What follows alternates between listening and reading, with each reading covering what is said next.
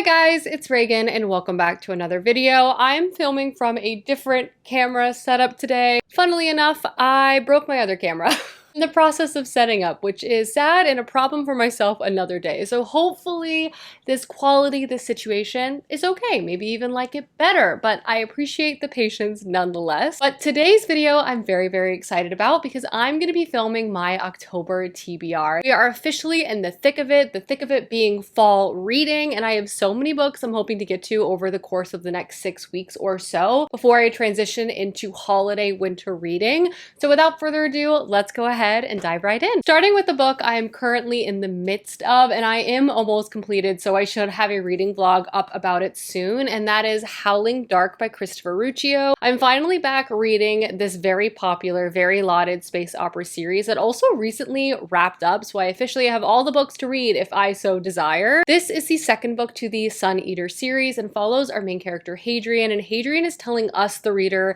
the events of his life. He is considered like one of the most notorious figures in all of the galaxy. Some people laud him as a hero, others say he is the greatest villain that has ever existed. Book one reads very much like a prequel. We're following Hadrian's like childhood, coming up into being a young man, into an adult, and various trials and tribulations that really mark his character for the rest of the series. Book two, especially where I'm at, I'm about 73% of the way through this book, really feels like it's kicking off like the larger plot movements of the series and what we should in general anticipate. That being said though, the series has a lot of action, a lot of twists and turns. It also has a very unique setting. It's very much giving Dune in a lot of ways. We have a medieval empire government that's also outlawed all types of technology, but this is the future and this is a sci-fi novel, so space travel is a thing, but understanding tech is like not allowed. There's also a very powerful religious arm called the Chantry, which like controls everything. There's just a lot of very interesting political landscapes that we get to explore. I'm looking forward to finishing book two before the end of the month. I feel like I'm definitely starting to get my feet under me with this series and I'm beginning to like it more, which is exciting. So this is the first book I hope to complete for the month. Another book I have started but have not completed is The Essex Serpent. This is another read I'm really enjoying and definitely hoping to finish very, very soon.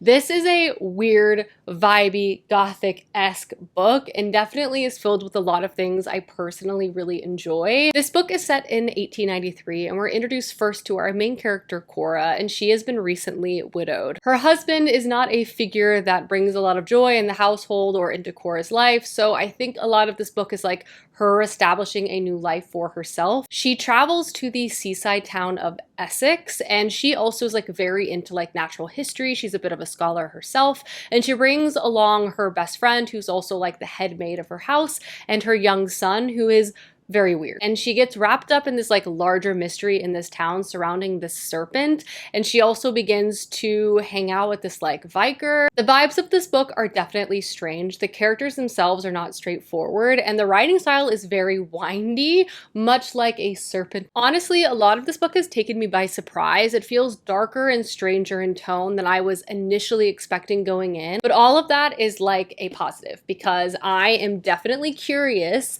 I feel like this could be like a disturbing, weird read, and it definitely has some very interesting inputs, so I'm excited to read more. Next up, I have my IRL book club pick, and it's next week, so I've got to get to this soon. Luckily, it's not very long, and that is No One Is Talking About This by Patricia Lockwood. This is said to be a very strange commentary on what I believe is like social media and the internet and these types of things. The synopsis is a bit murky, and honestly, I sort of want to go into this knowing as little as possible. It was shortlisted for the Man Booker in 2021, so in general, it's a very lauded story. Basically, it follows a woman who's like social media famous, and she travels the world like speaking to the various people who follow her, but then this like portal appears and she begins to hear voices. I don't know, it sounds weird in a lot of ways that I personally enjoy, and I'm curious to see what this book has to say, and I'm also very much looking forward to discussing it in book club. The next book on my TBR is a recent pickup for me, and that is The Magician's Daughter by H.G. Perry. I have been loving reading H.G. Perry books this fall. fall. This would be my third of her novels that I've read in the last like 6 weeks, and I don't intend to stop till I am completely caught up. This sounds like a lighter, more fun, adventure-esque story that I feel like could be a great palate cleanser for some of my darker reads I'm also reading this month. It's a fae-centered story that I believe is going to have very lyrical writing. It's also set in Ireland, so I feel like the vibes are definitely going to be there as well. It follows our main character Biddy, who as a baby basically washed up on the shores of this magical island,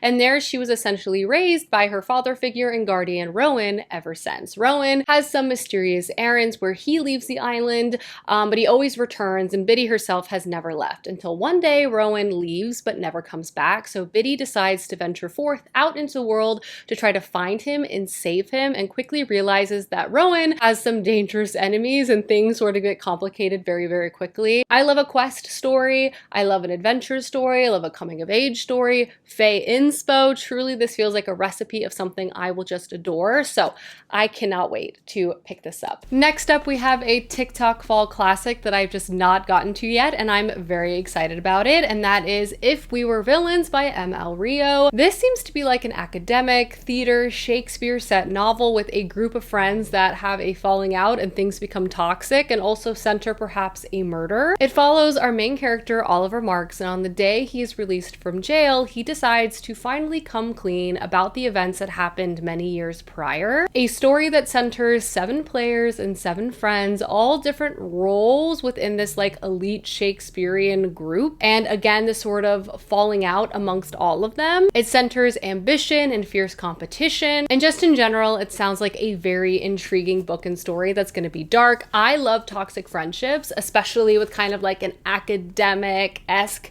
setting. Like, I just want obnoxious people doing obnoxious things, and I feel like this could be vibey for that reason. The next book on my TBR is a very, very big release, and I'm very much looking forward to getting to it this month, and that is Catabasis by R.F. Kuang. This was definitely one of my most anticipated releases of the year. I've heard sort of mixed reactions about this book, so I'm very curious to see what I'm going to think about it, and I'll definitely be vlogging it. But R.F. Kuang is one of my favorite authors, and this is her like reinterpretation of the tale of Dante's Inferno. We follow 2 academic rivals as they venture into the pits of hell to try to save their advisor. I'm curious between the relationship between our 2 main characters. I think hell as a setting is an interesting one, so I'm curious to see how this story is going to be sort of reimagined and how this author is going to tackle this plot, but I will let y'all know. Definitely craving a good old-fashioned closed-door murder mystery, so I also have West Heart Kill on my TBR for the month.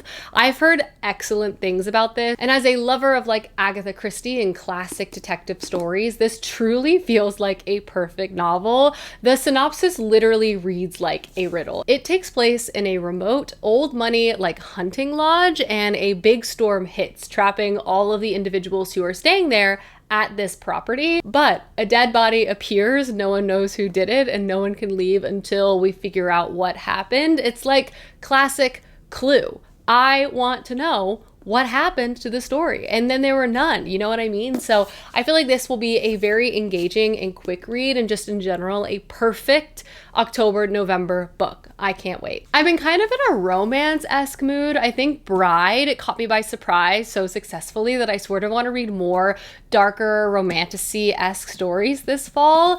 And the book that really caught my attention recently is Arcana by Elise Kova. But this essentially follows our main character, who is a thief in the underworld of magic, and after a job gone wrong, she's caught and sentenced a life in prison for her tarot-based magic. But this like powerful prince and headmaster of this academy sees her and thinks she might be the secret to unlocking some like important power. So he enrolls her at this university, and then like they have to pretend to be married for some reason that's honestly not very clear to me, but regardless, I feel like it's going to be entertaining. I don't know. I feel like this is full of a lot of plot devices, and we'll see how it shakes out in the end, but I'm hopeful it's at least entertaining. I love a magical school academy. What can I say? I love it so much that I actually have another book set in a magical academy I hope to read this month, and that is The Incandescent by Emily Tesh.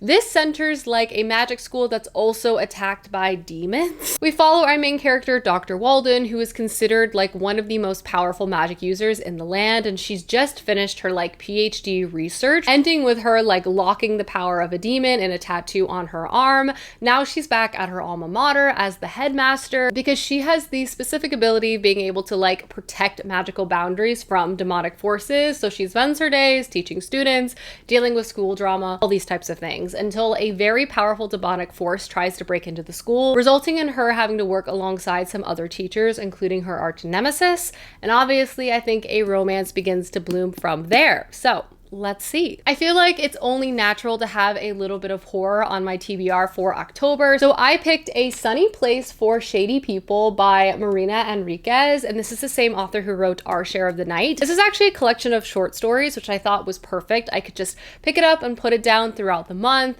reading various spooky, scary stories as I go along. I'm also really intrigued by this. The synopsis literally says, a diabolical collection of stories featuring achingly human characters whose lives intertwined with the ghosts, goblins, and the macabre. I've heard excellent things about this writer's like horror writing. I've had her books on my TBR for years, so I'm really hoping to finally get to this. But this truly just feels like the perfect October pickup. And finally, the last book on my TBR is The Second Death of Locke. This is a book that very quickly got on my radar. I'm very much into all of the night book releases that are coming out. There's actually 2 more coming out in the month of October I want to read. But the cover and the synopsis of this just truly calls out to me, and I'm just very intrigued. We follow our main character Gray, who is a knight, and she is the sworn protector of her mage companion, and they've been together for a very long time. She would do anything for this person, protect them on the battlefield, forfeit their life. They're also the source of magic for this individual, but everything sort of gets turned upside down when they discover that Gray is the source of like all magic for the realm, and if something happens to her, it impacts all of the magic. And I think they have to now go on a journey together, and it sort of upends this sort of relationship dynamic. I also think this has a lot to do with like devotion and like